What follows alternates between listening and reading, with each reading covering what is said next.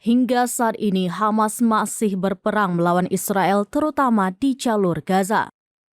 Bahkan Hamas dilaporkan semakin kuat dan prima meski berperang melawan Israel dalam kurun waktu 3 bulan. Kondisi Hamas itu diduga kuat karena dibantu oleh militer Korea Utara.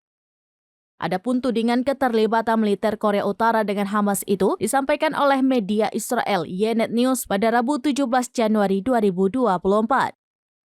Itamar Inchner, selaku jurnalis media tersebut mengatakan Hamas terlibat aliansi rahasia jangka panjang dengan Korea Utara. Pasalnya, negara komunis yang tertutup ini telah lama memasok senjata untuk Hamas. Kondisi itu dibuktikan saat pasukan pertahanan Israel atau IDF menemukan sejumlah senjata buatan Korea Utara di Gaza. IDF menuduh Korea Utara menyelundupkan senjata hingga digunakan oleh pejuang Hamas dalam perangnya melawan Israel.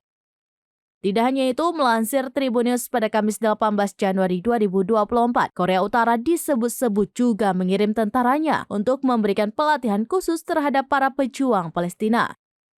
Oleh sebab itu, tidak mengherankan jika Hamas mampu berperang di Gaza hingga berhasil menewaskan ribuan tentara Israel.